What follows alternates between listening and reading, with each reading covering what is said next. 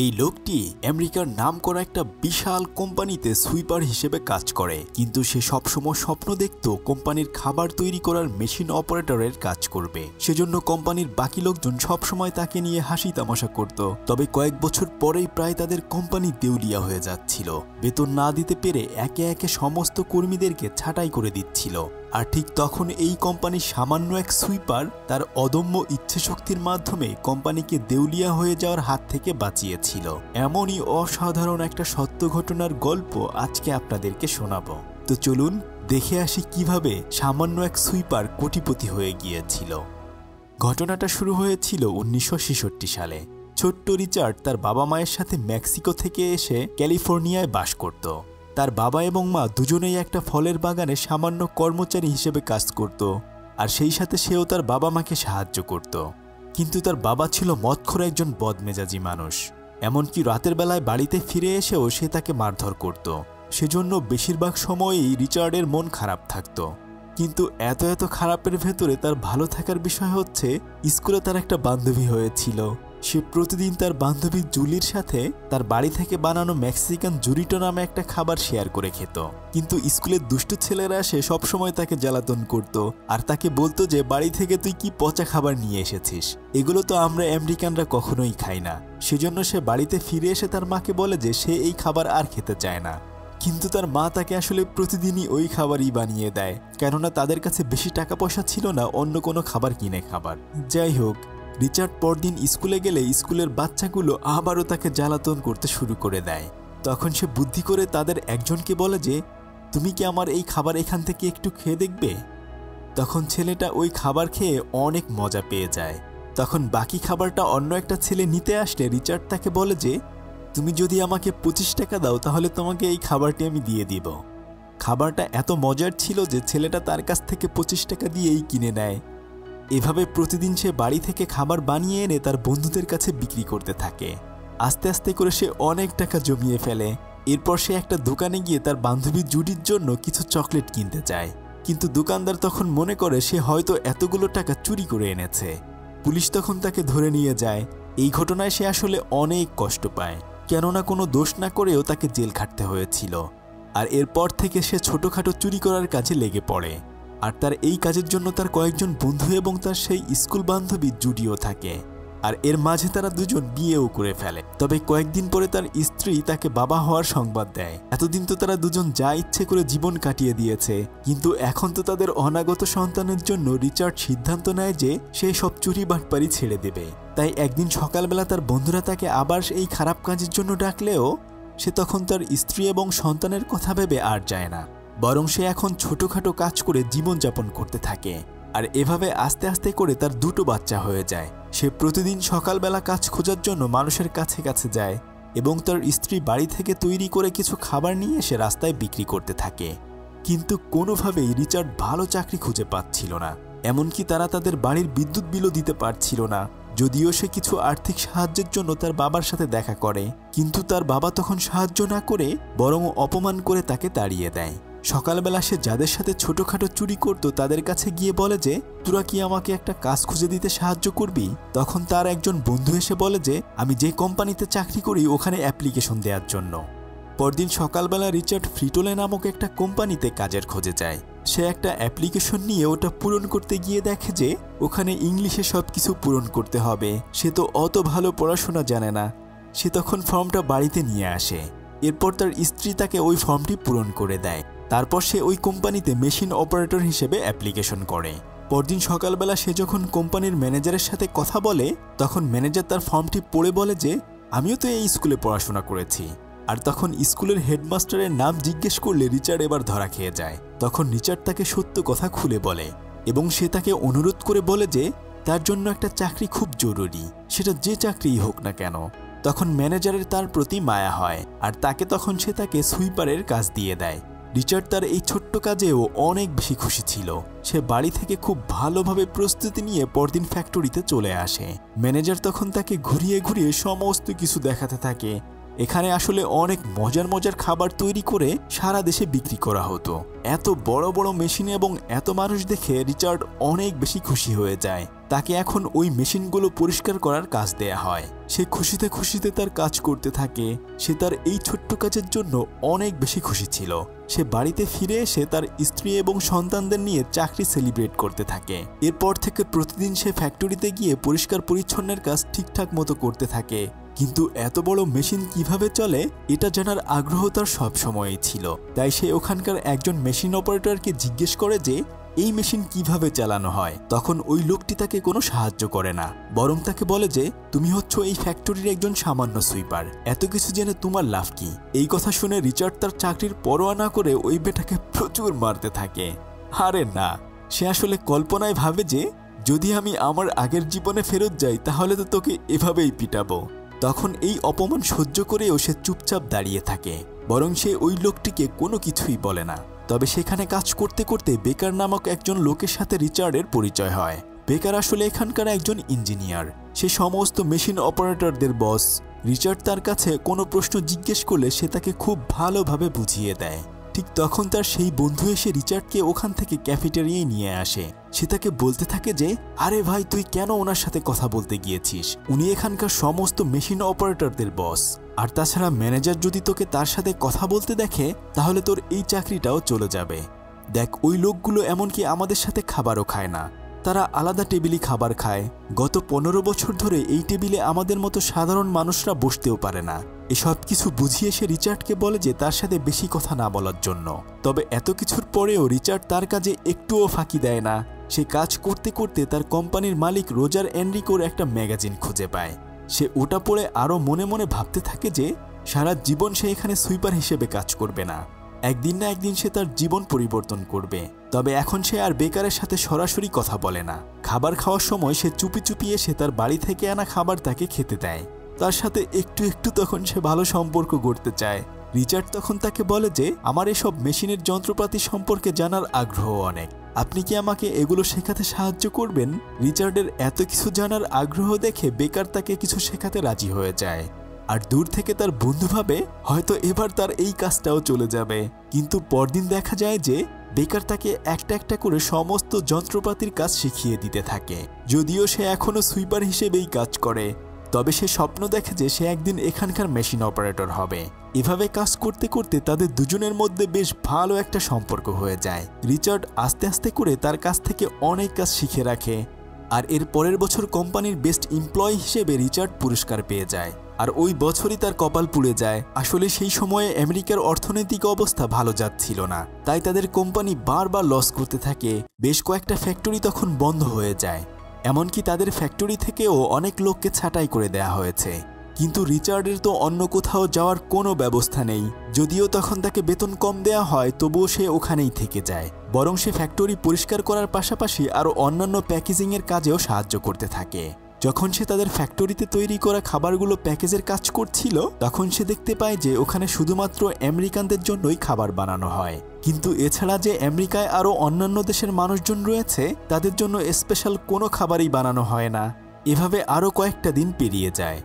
আর এর কয়েকদিন পরে তাদের কোম্পানি প্রায় দেউলিয়া হয়ে যাওয়ার মতো অবস্থা হয়। তখন তাদের কোম্পানির সিইও টিভিতে লাইভে তার কোম্পানির সমস্ত কর্মচারীর উদ্দেশ্যে বলতে থাকে যে আপনারাই হচ্ছেন আমার কোম্পানির আসল মানুষ। আজকে থেকে এই কোম্পানিকে আপনারা আপনাদের নিজের কোম্পানি মনে করবেন, কেননা এখন আমাদের খুব খারাপ সময় যাচ্ছে। তবে আশা করি খুব অল্প সময়ের মধ্যেই আমরা এই খারাপ অবস্থা থেকে ঘুরে দাঁড়াতে পারবো। আপনারা প্রত্যেকেই নিজেদেরকে এই কোম্পানির সিইও মনে করবেন। রিচার্ড রোজার এনরিকোর এই কথা শুনেই চিন্তা করতে থাকে। যদিও বাকি কেউ সেভাবে কোম্পানিকে ভালোবাসে না, কিন্তু রিচার্ড মনে মনে চিন্তা করতে থাকে কিভাবে এই কোম্পানিকে দেউলিয়ার হাত থেকে বাঁচানো যায়। বাড়িতে ফিরে এসে সে যখন একদিন পার্কে বসে তার 2 ছেলেকে নিয়ে ভুট্টা খাচ্ছিল, তখন সে খেয়াল করে যে সেখানে আরও অনেক মানুষ মেক্সিকান খাবার বেশ মজা করেই খাচ্ছে, কেননা সেই খাবারগুলো খেতে অনেক বেশি সুস্বাদু ছিল। আর এটা দেখেই রিচার্ডের মাথায় তখন একটা বুদ্ধি চলে আসে। সে তখন জলদি করে বাড়িতে ফিরে এসে তার স্ত্রীকে বলে যে আমাদের কোম্পানির সিইও আমাদেরকে ওই কোম্পানিকে নিজেদের কোম্পানি মনে করতে বলেছে, তাই আমি চাই ওই কোম্পানির জন্য সুন্দর একটা মেক্সিকান খাবার তৈরি করতে, যা দেখতে অনেকটা আমেরিকানদের খাবারের মতোই হবে, কিন্তু সেটা খেতে অনেক সুস্বাদু হবে। কিন্তু এর জন্য তো অবশ্যই তাদের কিছু টাকা পয়সার প্রয়োজন হবে। তখন তার স্ত্রী তাকে বলে যে দেখো, এখন আমাদের হাতে এক্সট্রা কোনো টাকা নেই, আমরা চাইলেই সেগুলো খরচ করতে পারবো না, তাই আমাদের উচিত নয় কোনো ধরনের বিপদে পড়া। কিন্তু রিচার্ড তখন তার ওয়াইফকে বলতে থাকে যে দেখো, জীবনে কিছু করতে হলে অবশ্যই শুরুতে আমাদেরকে রিস্ক নিতে হবে। পরদিন সকালবেলা রিচার্ড ফ্যাক্টরিতে গিয়ে বেকারকে বলে যে আমি একটা নতুন খাবার তৈরি করতে চাই, আর সেটা এই কোম্পানির মাধ্যমে বিক্রি করতে চাই, আপনি কি আমাকে কোনোভাবে সাহায্য করতে পারবেন? কিন্তু সে তার এই কথা শুনে বলে যে কোম্পানির অবস্থা এখন ভালো চলছে না, তাই তুমি চাইলেই এসব করতে পারবে না। কিন্তু রিচার্ড ছিল খুবই নাছোড়বান্দা। সে তখন কোম্পানি থেকে কয়েকটা খাবারের স্যাম্পল ব্যাগে করে বাড়িতে নিয়ে যায়, যেন সেটা দেখে সে ভালোভাবে খাবার তৈরি করতে পারে। এমনকি এই কাজে তার বন্ধুও তাকে সাহায্য করে। তবে তার বন্ধুর চাকরি চলে যাওয়ার কারণে সে আবার ওই খারাপ পথ বেছে নিয়েছে। রিচার্ড বাড়িতে ফিরে আসলে সে তার বাবার সাথে দেখা করে। সে তখন তার বাবাকে তার নতুন খাবার তৈরি করার কথা বললে তার বাবা তাকে এবারও অপমান করে তাড়িয়ে দেয়। তবে রিচার্ড এবার তার বাবার কথা না শুনে বরং উল্টো তার বাবাকে অপমান করে ওখান থেকে তাড়িয়ে দেয়। এমনকি তার স্ত্রীও তখন তাকে সাপোর্ট করে। এরপর সেদিন সে বাজারে গিয়ে তাদের প্রয়োজনীয় জিনিসপত্র কিনে নিয়ে বাড়িতে আসে। এখন বাড়িতেই তারা সবাই মিলে শুরু করে দেয় নতুন খাবার তৈরি করা। কিন্তু তাদের ছোট্ট ছেলে খাবারটি খেয়ে বলে যে খাবারটা অনেক ঝাল, আর সেই সাথে এটা একটুও মজা ছিল না। কিন্তু তারা এতে হতাশ হয় না, বরং আরও নতুন নতুন শাকসবজি সবকিছু কিনে এনে আবারও ঘরোয়া পদ্ধতিতে নতুন করে খাবার তৈরি করা শুরু করে। কিন্তু এবারের খাবারটাও আসলে বেশি ভালো হয় না। তবে এভাবে বারবার ব্যর্থ হওয়াতেও সে থেমে থাকে না, বরং প্রতিদিনই সে একটা একটা করে খাবার তৈরি করে। এরপর দিন তার ছোট্ট ছেলে একটা নতুন খাবার খেয়ে তার বাবাকে বলে যে এই খাবারটা অনেক মজা হয়েছে। এরপর তারা সবাই সেই খাবার খেয়ে অনেক অনেক খুশি হয়ে যায়। পরদিন সে ফ্যাক্টরিতে গিয়ে দেখে যে আরও অনেকগুলো কর্মচারীকে ছাঁটাই করে দেওয়া হচ্ছে। তখন রিচার্ড গিয়ে ম্যানেজারকে বলে দেয় আমি এই কয়েকদিন পরিশ্রম করে একটা নতুন খাবার আবিষ্কার করেছি, আপনি প্লিজ আমাকে কোম্পানির সিইওর সাথে কথা বলার সুযোগ করে দিন। তখন ম্যানেজার তার এই কথা শুনে হাসতে হাসতে বলে যে আমি কোম্পানির সিইওকে বলবো আমাদের এইখানের একজন সুইপার যে আপনার সাথে কথা বলতে চায়, তোমার কি মাথা খারাপ হয়ে গেছে? এই কথায় রিচার্ড অনেক বেশি কষ্ট পায়। ম্যানেজার তখন তাকে কোনো সাহায্যই করে না, বরং ম্যানেজার তখন তাকে অপমান করে ওখান থেকে পাঠিয়ে দেয়। কিন্তু সে একদমই হাল ছেড়ে দেওয়ার পাত্র নয়। সেদিন সে রাতের বেলা কাজ শেষ করে চুপি চুপি অফিস থেকে কোম্পানির সিইওর নাম্বার লিখে নিয়ে আসে। এরপর দিন সে টেলিফোন থেকে ওই নাম্বারে কল করে। তখন তার অ্যাসিস্ট্যান্ট কল রিসিভ করে রিচার্ডকে জিজ্ঞেস করে যে আপনি কোন দেশ থেকে কথা বলছেন। সে মনে করে হয়তো অন্য কোনো দেশের কোম্পানির সিইও তাকে কল করেছে। কিন্তু রিচার্ড তখন বলে যে আমি আসলে ফ্রিটোলে কোম্পানির একটা ফ্যাক্টরি সুইপার হিসেবে কাজ করি, তবে আমাদের কোম্পানির এখন যে অবস্থা তাই আমি একটা নতুন খাবার তৈরি করেছি, যেটা নিয়ে আমি সিইওর সাথে কথা বলতে চাই। এই কথা শুনে তো ওই মহিলা অনেক বেশি অবাক হয়ে যায়। কিন্তু রিচার্ড তখন তাকে বারবার রিকোয়েস্ট করতে থাকে। তখন তার অ্যাসিস্ট্যান্ট তার কোম্পানির সিইওর সাথে তাকে কথা বলার জন্য দেয়। রিচার্ড তখন তাকে বলে যে স্যার, আমি আপনার সেই ভিডিওটি দেখেছি যেখানে আপনি বলেছিলেন এই কোম্পানিকে প্রত্যেকেই একজন সিইওর মতো করে চিন্তা করার জন্য। তাই আমি অনেক পরিশ্রম করে বাড়িতে একটা স্পেশাল খাবার তৈরি করেছি। সেটা যদি কোম্পানিতে তৈরি করা হয় এবং সারা দেশে বিক্রি করা হয় তাহলে কোম্পানির এই ক্ষতির মুখ থেকে রক্ষা পেতে পারে। তখন রজার এনরিকো রিচার্ডের এমন কনফিডেন্সের সাথে কথা শুনে তার স্যাম্পল দেখার জন্য রাজি হয়ে যায়। রিচার্ড তো এই খবর পেয়ে অনেক বেশি খুশি হয়ে যায়। সে বাড়িতে এসে জলদি করে তার স্ত্রীকে নিয়ে তার খাবারগুলো প্যাকেট করে কুরিয়ারে নিয়ে আসে। তারা দুজন সৃষ্টিকর্তার কাছে প্রার্থনা করে খাবারটি তার কাছে পাঠিয়ে দেয়। কয়েকদিন পরে সে খাবারটি একটু খেয়ে প্রথমে অনেক ঝাল অনুভব করলেও পরবর্তীতে সে দেখে যে এটা অনেক মজাদার একটা খাবার ছিল। সে তখনই রিচার্ডকে কল করে বলে যে তোমার খাবার আমার অনেক পছন্দ হয়েছে, আমি খুব দ্রুতই তোমার সাথে দেখা করব, আর তুমি সেখানে আমাকে তোমার এই খাবারের ফর্মুলার সমস্ত কিছু আমাকে বুঝিয়ে দেবে। এই কথা শুনে সে তো অনেক বেশি খুশি হয়ে যায়। কিন্তু বাকি সমস্ত ফ্যাক্টরির ম্যানেজাররা তখন খুঁজতে থাকে কে আসলে এই রিচার্ড মর্টিনেস। যখন তার ম্যানেজার জানতে পারে যে এই কাজ রিচার্ড করেছে তখন সে তাকে অনেক বকাঝকা করতে থাকে আর তাকে বলতে থাকে যে তোমার কত বড় সাহস, তুমি কোম্পানির সিইওর সাথে ডিরেক্ট কথা বলেছ, আমি তোমাকে এই চাকরি থেকে বরখাস্ত করে দেব। কিন্তু বেচারা এর কোনো প্রতিবাদ করে না। সে বাড়িতে ফিরে এসে অনেক বেশি আপসেট ছিল। তখন তার স্ত্রী তাকে বলে যে তুমি চিন্তা করো না, দেখবে তোমার সাথে অবশ্যই ভালো কিছু হবে। কিন্তু সে তো বেশি পড়াশোনা জানে না, তাই সে কিভাবে প্রেজেন্টেশন দিবে এটা জানার জন্য বই কিনে প্রতিদিন বাসায় প্র্যাকটিস করতে থাকে। যেন সে তার ফর্মুলা খুব ভালো করে তাকে বোঝাতে পারে। নতুন শার্ট টাই এসব কিছু পরে সে নিজেকে বারবার প্রস্তুত করে নিতে থাকে। যেদিন তার প্রেজেন্টেশন দেওয়ার দিন ছিল ওই দিন তার বাবা এসে তার কাছে ক্ষমা চায় আর তাকে বলে যে হিম্মত হারাবে না, দেখবে তুমি অবশ্যই ভালো কিছু করতে পারবে। এই প্রথম বাবার মুখ থেকে এমন কথা শুনে রিচার্ড অনেক বেশি ইমোশনাল হয়ে যায়। পরদিন রোজার এনরিকো তাদের ফ্যাক্টরিতে চলে আসে। সমস্ত ম্যানেজাররা তখন লাইন ধরে দাঁড়িয়ে যায় আর তখন স্যুট বুট পরে ওখানে রিচার্ড চলে আসে। যদিও সে শুরুতে একটু ভয় পাচ্ছিল, কিন্তু এরপর সে একটা বড় শ্বাস নিয়ে তার প্রেজেন্টেশন শুরু করে।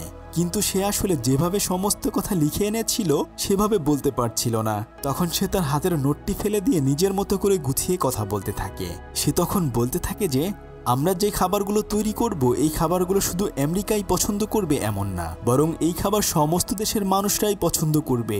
বিশেষ করে মেক্সিকানদের অনেক বেশি ভালো লাগবে, যার ফলে আমরা একই সাথে মেক্সিকান এবং আমেরিকান দুই জায়গার মানুষের কাছে আমাদের এই নতুন খাবার বিক্রি করতে পারবো।